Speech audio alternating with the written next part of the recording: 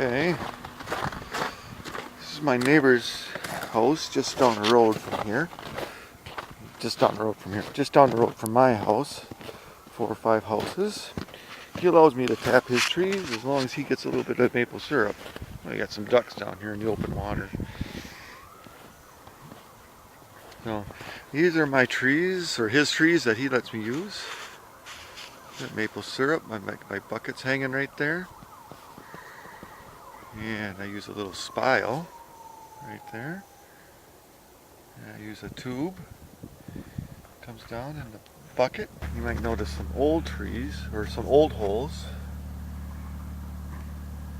And what I've done is, in the past, that's where I used it. And I fill those up with old branches. You can't drill the same hole year after year, so you got to drill a new hole into the tree. It doesn't kill it. And that's it. I'm going to walk this bucket over to my van. Hurry up, Kyle, it's dripping on the ground.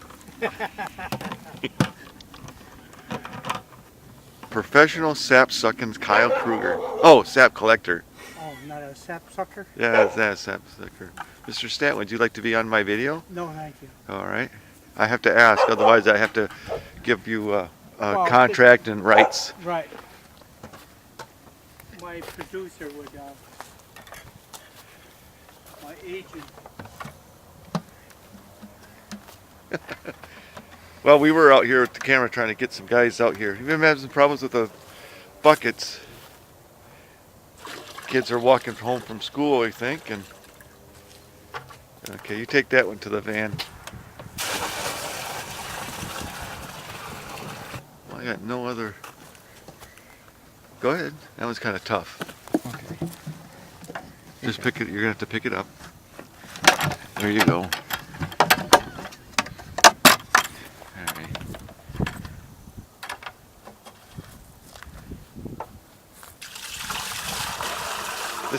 This is one day. It was out here. We come out here about 4 o'clock, and every day we collect it. So we get about a gallon each one of those lines, and that's one bucket with 2 holes in it.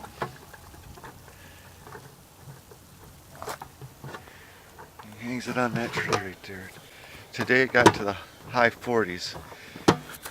Last night was in the 20s, and that's exactly what we want. That is perfect. See how it's coming right out of the.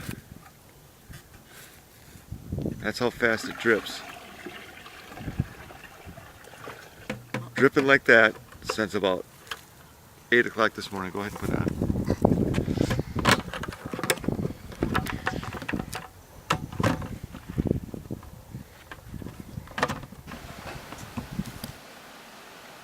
Alright, let's try this again. Started making maple syrup last night, started cooking it. And this is the process that I use inside of the thing once I get it in a bucket. And it comes out of the tree. It's raining outside pretty good right now, so we'll just wait for later. But see a gray bucket down here on the floor with the black lines on it. And what I do is I put get the maple syrup from the trees, and then I pour it into that gray bucket so that I can keep track of how many gallons that I accumulate. Every day is different, so it depends on if it's warm, sunny, if it's raining out. Rain usually makes the sap run really, really well. So tomorrow, hopefully, we're going to get a lot. Once I measure how much I get, I put it into this bucket here, which is a 20-gallon bucket, or I put it into this bigger one, is 30 or both. And then I have my stove right here. And what you see here is actual maple syrup steaming. I'm actually cooking right now. See all the bubbles? It looks kind of golden brown. That right there, and there's probably about 4 or 5 gallons in there. And when I started last night, I cooked for 5 hours last night. It's been cooking for about 3 hours today. That started out as 14 gallons. So I had this container right here was filled up. And what happens is that the propane on the other side there heats up underneath.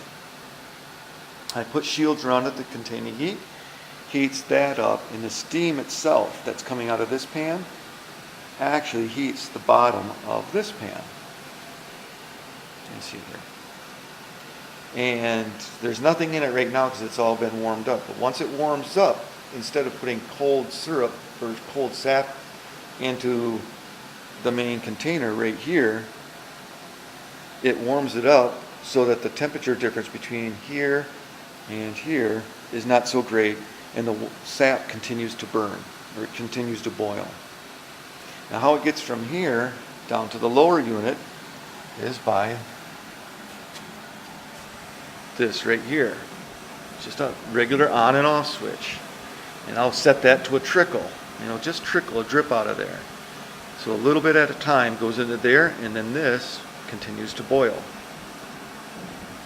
And then once I get it down to about a gallon, I have another spigot right here that I use, and I open that up, and that goes into, now there, that goes into a pan, and I take that into the house. So it's 14 gallons. I make it into one, and then that's it. Here's my fire. This is just some, let me get this tin out of the way here, part of my project. And right here is how it's cooking. Now I got two burners. Nope, that one just went out. Gotta light that one back up. And that's it. Made that framework with bed frame. That's all that is, little bed frames. And there you go. Steaming away. Do this in the garage here. There's a slope in the concrete, so kind of drains out the floor here a little bit. And then I have this. There's another apparatus that I set down. So I made this so that when I start to cook,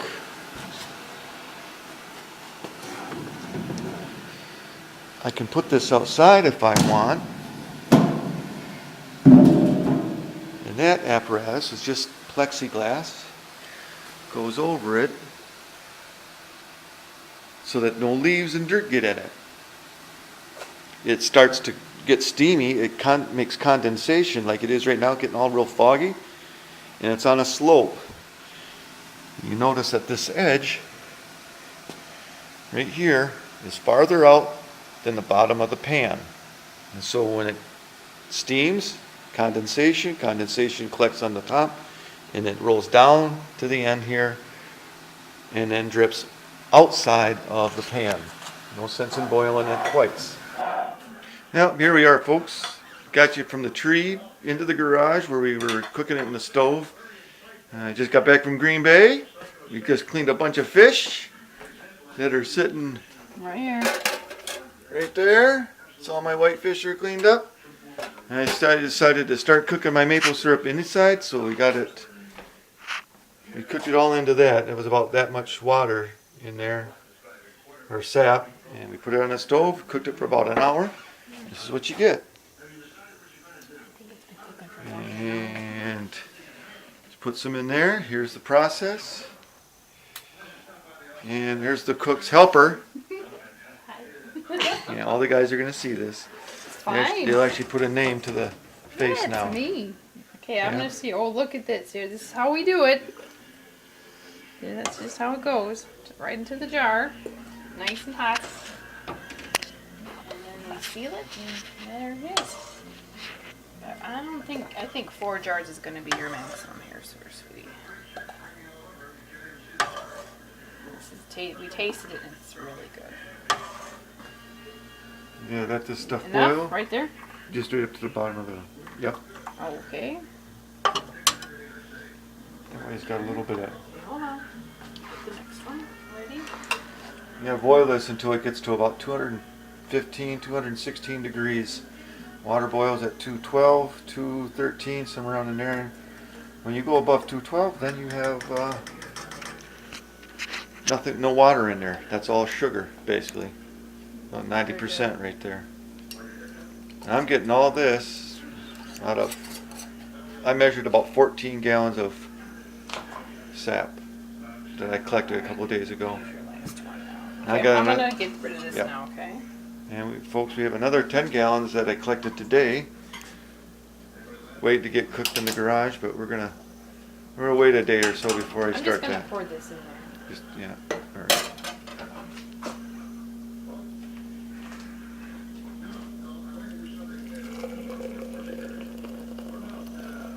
Now this one might be a little, if you fill it up all the way, I got a small jar. No, you're gonna leave that out and I'm gonna have pancakes Oh. tomorrow. Ooh, there we go. What are you gonna do with That's that? for me. That's for me. For tomorrow? Yes. Okay. Maybe tonight yet. It's really good. Oh. Half a gallon right there. Stop that. It's 1 quart, folks, right? Oh. It's 4 pints. Yeah. Oh, you were right. 4 I pints didn't- make a half a Look gallon. at it. It's you cooked it good. It's getting a little crystally there. Yeah, when it starts, I don't know if Yeah. you'll be able to see it. When it starts, There's a little bit of stuff Yeah. there. Almost got maple candy. almost got maple candy. That takes place at about 220 degrees. I believe that's a 220, 224. All right. Yep, there she is. Working with the jars. First of the season. Right it off. Put that on. Okay.